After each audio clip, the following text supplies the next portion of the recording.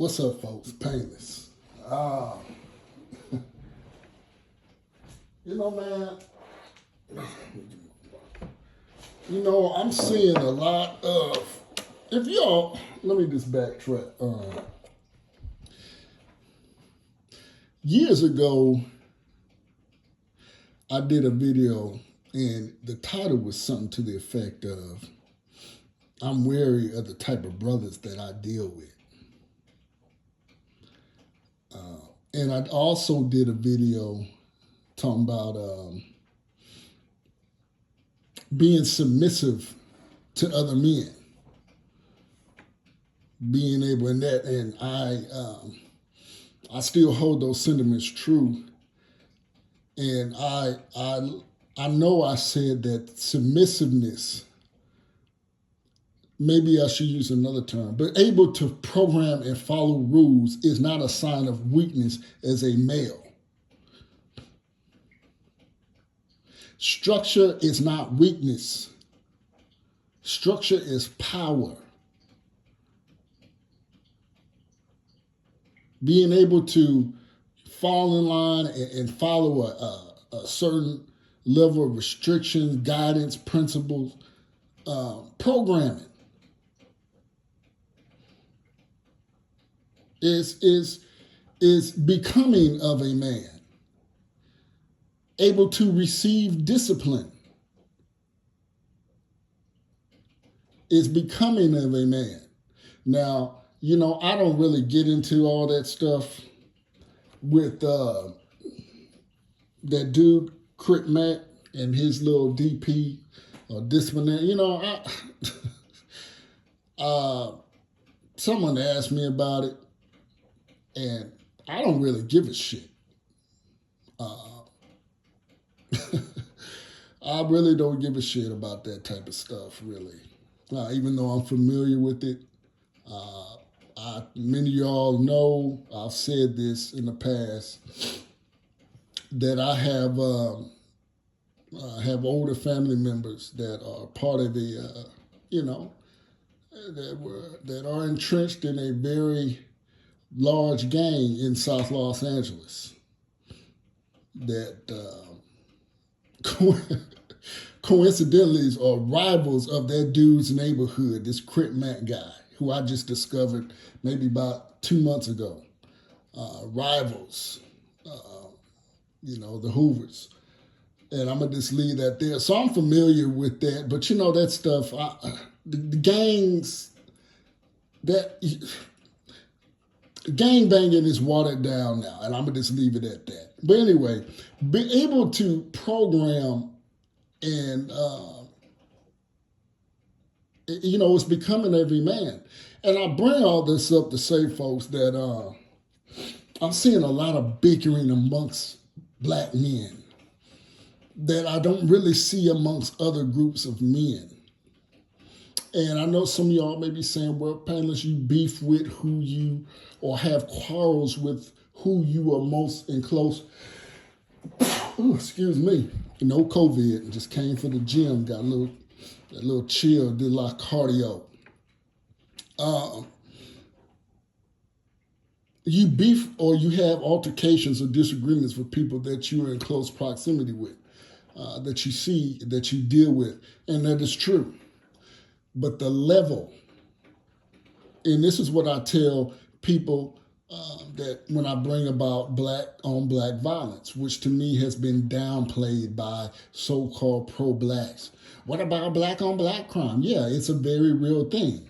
Yes, you have Puerto Rican on Puerto Rican crime. You have Armenian on Armenian crime. You have Korean on Korean crime. But the goddamn levels of this shit, in terms when it's referenced to the African American Negro, is something that is out of this world. Yes, you're going to have quarrels and conflict amongst those that you deal with on a daily basis, that you live in close proximity with. Yes, absolutely. But the level of violence inside the so-called black community is out of this world when you look at other groups. It is. You know, you look at Los Angeles, you have gangs all over Los Angeles. East Los Angeles, Southeast, Northeast, West LA. But the most violent part of the city of Los Angeles is South Central LA. Guess who lives in South Central LA? Well, the demographics are changing by the day. But when you think of South Central Los Angeles, you think of black people. Now you have violent gangs in the East Los, North, all out in Huntington Park. Once you start pushing east, all that. But you ask any cop, they say South Central Los Angeles, USA, is where it is cracking at. West Philly, North Philly is where it's cracking at. Oak Cliff, South Dallas is where it's cracking at. Southwest Houston, Texas is where it's jumping at. And guess who lives in those areas primarily? The African American Negro. So spare me with that. There's levels to this shit. You know, and just jumping back on the bickering I'm seeing, not amongst young, I mean, you have it, a wide spectrum in terms of age, but I'm seeing 52-year-old Negroes arguing, calling each other punk ass bitches. And many of y'all know years ago, I had guys that would come after me and I would ignore them. But sometimes you have to put the smack down and show them that you're not that person to fuck with. And I've had to do that a couple times, because there's this idea that when you hold certain thoughts and certain quote unquote coon thoughts, can you even see that? Can you even say that now on YouTube? That word, huh? But when you hold certain thoughts, people want to try you. And you have to let them know sometimes you got to punch somebody dead in their jaw. Sometimes you got to just jaw somebody, man. But, the bickering, the constant bickering is very concerning to me, because a lot of people are putting these guys up on pedestals as if, people are talking about that Nicki Minaj and prime example, that Nicki Minaj and Kevin Samuels little thing. Now, I said this about Kevin Samuels. Kevin Samuels, I'm indifferent to him. I have listened to him before, but he is not somebody that I'm tuning in, kicking my feet up with a Jameson on the rocks, waiting for his live stream to come on. I don't do that with these guys. The Dennis Sperlings, I don't do that with these guys. Now, those brothers appear to be 5 to 8 years older than me, successful guys, but they ain't really doing too much different than what I'm doing, But I take what they say and utilize it. But these guys don't walk on fucking water, okay? Just to get back on that Nicki Minaj and Kevin Samuels, a lot of people are mad at Kevin Samuels because they're saying that he, out of all the times that he had the time, out of all the times he had the spotlight and he could have really represented for men, especially black men. And I'm like, that in and of itself, hold on, folks. That in and of itself is the problem. And I'm just grabbing me some coffee, folks. Coffee done brewing. That is the problem.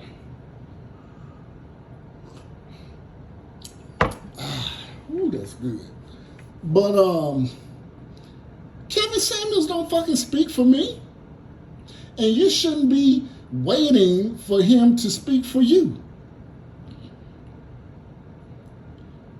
And it kind of goes hand in hand with the psyche of the American Negro, always needing to have a leader.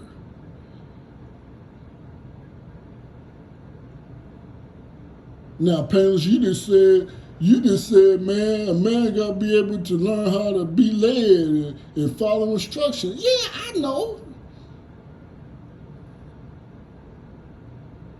But that's when you in a structured organization, unit, whatever, where there's hierarchy.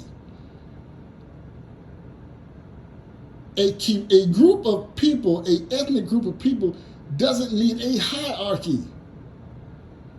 You go out and you perform and you do.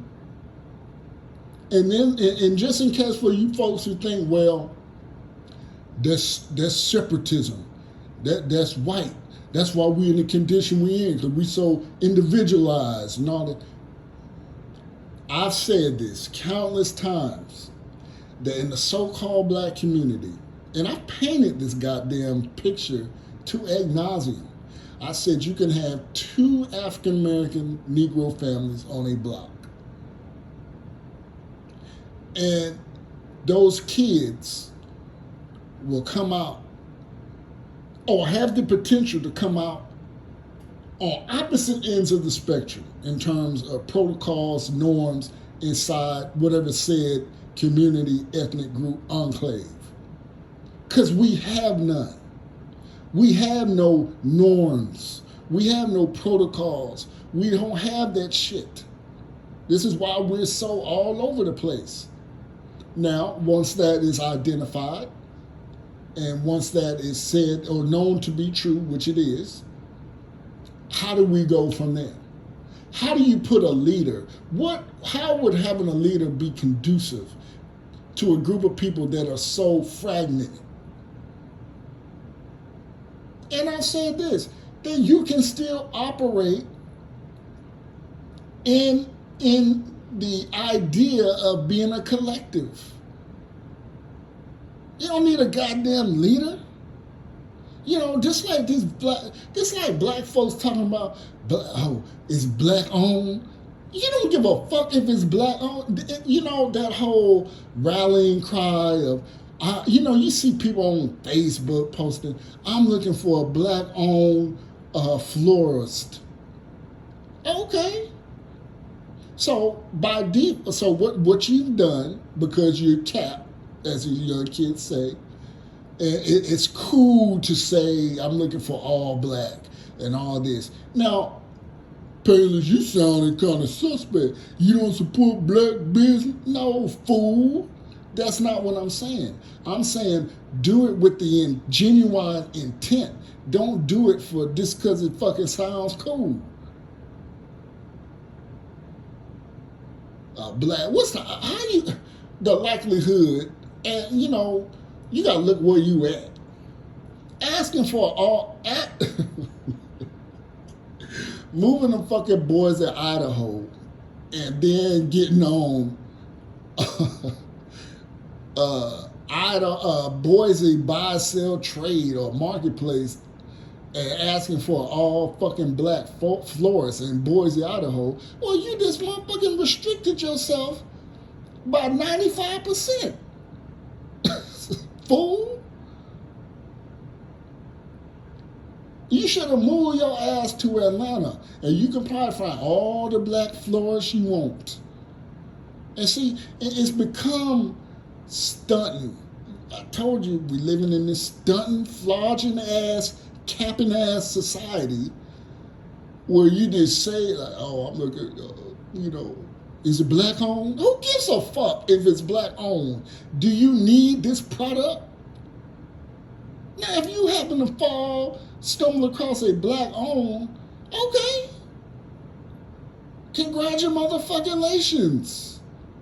But this whole idea of just because it sounds, and then you look at the people like, and let me say this. The very people I see talking all this black owned shit, this black this and that, I can't breathe bullshit and all this. I look at them, and it's usually a single black female mother with 3 or 4 fucking kids. No man in sight. Now, to me, do you think that's beneficial to the so-called black community, being in the situation you're in, by putting your position to ask other groups of people for help? Do you think that's beneficial? The motherfuckers that scream the most about black this, black that, are living an anti-black life. If you really think about it, the people that are screaming black this, I can't breathe shit, hands up, don't shoot shit, all this, they're living the most anti-black lives that you can think of. Very contrary to how we grew up in the old way, where you had black families. We live one of the most anti-black generations, but scream the most about black shit in American history. Think about that. You having 4 kids by 3 different fathers is fucking anti-black with no man in sight. You supporting the unions and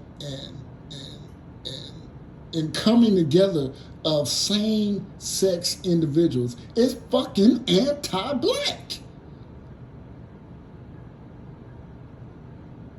Damn, what the fuck can y'all see about this? But when you're in the age of cap, in the age of stunting and flogging and high-siding, this is what you get. This is what you get, folks. This is what the fuck you get, man. And to say that is sacrilege. To mention that is a canceled death sentence. I tell you, living in the age of just wokeism, just the age of illusion.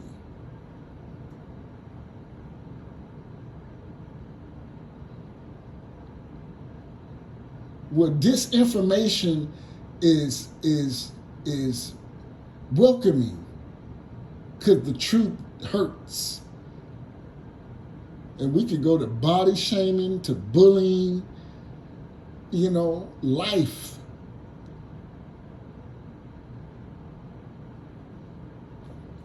And many don't know how I feel about that, but this idea, you brothers in the Manosphere, man, thinking, you brothers in the Manosphere, stop rallying around these dudes, man. It's cool to listen to, but stop thinking these guys is going to turn water into wine. But, a lot of this is attributed to the American Negro's fascination with flattery, needing a leader, magicry, if that's what, mysticism. And it could be, you just look at the church, like why black folks look for leaders in the church and look for, you eat hog maws and fried corn and you eating bacon, egg, and cheese sandwich every goddamn day. But you praying for fucking good health and you're not exercising. That's mysticism. That's hope, wishful thinking. And you Manosphere Negroes have brought that advertently or inadvertently, that type of thinking over into the so-called Manosphere red pill area. When you're looking for leaders to guide your fucking life, instead of using your damn brain, common sense, and then you get on here, and then when the guy don't say, man, you had the ball, why didn't you kick it? For what? You kick it. Shit.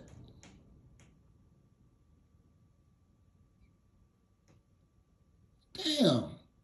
Looking up to these motherfuckers like they, it made me think about New Jack City when the old dude came in, and that's when Ashford Simpson and Wesley Snipes, and I see the dude was in, Nino was in there handing out money, and the old dude came in there and, was about to smoke his ass, and the dude was like, you got these people around you like you God Almighty. And Nino Brown, played by Wesley Snipes, he just looking at this motherfucker like, hey, get your old ass out of here. But yeah, y'all look at these guys, and then you're arguing about who said what first, who said this is copyrighted, I'm going to sue you for... And I've said this about people who sound like others on the internet. Wouldn't it be fitting, or wouldn't it be, wouldn't you rather think that this person came up with these ideas on their fucking own, that they didn't get them for your ass? And see, but I know in the so-called black community, just this idea of, very, what's the word I'm looking for? Very narcissistic, very me, very, I'm the shit. Couldn't nobody possibly come up with these fucking talking points. I made these. Instead of thinking, maybe you're not the smartest motherfucker in the room, and there's some people do come up with these ideas. And I've shot this down before when people have said, and that's becoming a norm on this platform, to where people think, you stole my idea, you stole my talking points. Fool, what you saying ain't fucking grandiose. It ain't like outer space. I came up with this shit. Just like you. But when you self-centered and you think your boo-boo don't stink, and that's what I see with a lot of these content creators. A lot of capping. I make this much money. I can afford this and you can't. And, I think what's going on with a lot of these people, just like I see these people making videos about, I'm seeing, and this is how narcissistic, and how stunt, and I know I keep using these terms, flogging and high siding and showboating, but that's what it is. I'm seeing women making videos talking about, I live in my car. I love it. And you see they got this fake ass smile on their fucking face. Because a woman, she don't want to live in no fucking car. And I equate that. And like I did a video before about these women up here door dashing, hauling up 15 bags of groceries to the third floor and acting like they like that shit. See, what's happened with a lot of these content creators, I believe they had good jobs and they lost the motherfuckers. And now they're on YouTube appearing, and they're probably making money, but they're appearing like they're the investors, they're real estate gurus, they're fucking dating maestros and shit like that, and that they got all this money when in actuality they're just living off YouTube checks. Which is nothing wrong. Just fucking say it. Don't sit up here acting like you a Bitcoin fucking maestro or a crypto magician, a fucking Merlin or some shit like that. And that goes in here with the capping too. I look at these fools, I'm like, these motherfuckers say, I got this in the bank. See, bullshit. I call bullshit. And then, do you think the life? You're essentially you're a slave to YouTube because you're not enjoying yourself because you got to do 3 or 4 videos every fucking week or every day. And I know what it is. I can see through it. It's so fucking obvious that they have to do this. They're not living off investments or they don't have money, quote unquote, money that's working for them. Or they wouldn't have to be doing these fucking videos every damn day. And it's fine. But stop telling motherfuckers you a Bitcoin investor and, right now I just made $1,000 in 30 minutes. No,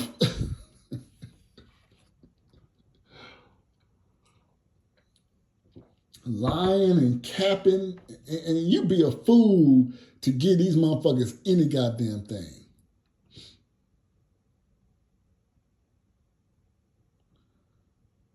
I'm not giving you $5. There's a show there's shows I would support. It's just I'll be so intrigued, but they're usually like comedy, shit like that. There's a show I like called The Craig Smith Show. It's some brothers out of LA, California, and they're a bunch of comedian dudes. That, it's some brothers they talk about crazy ass, but it's some brothers or some guys, brothers, whatever, sitting around politicking, talking shit, clowning, and I like that shit because that's how I grew up. That's how I grew up. We clowning, we talking shit, and we and we talking about anything. I like that show, and I would support that show.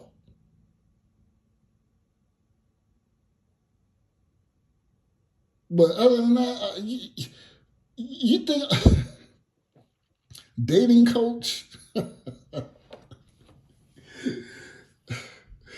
motherfucker, please, hell nah. It may be, no. I'm just in the stage in my life to where, I don't. You can learn something from anywhere, but I'm not. I'm in a stage in my life to where, like I said earlier in this video, I don't. I'm not paying for them to tell me shit that I already fucking know. Shit that I've been talking about. I've heard shit, and speaking about people borrowing talking points, some of y'all may be thinking, oh, parents, you sound like them brothers that complaining too. No, for all intents and this purpose, I'm not out here complaining and saying, that motherfucker stole my shit. I'm going to sue him. Some weak ass, lame, feminine ass shit like that. No. But I've been talking about the Jose, Maria, and Maylene comparison in terms of black women since fucking 2012. And some of y'all know that. But I'm not up here like, where stuff. No. But you know why? Because it's an easy goddamn comparison to come up with.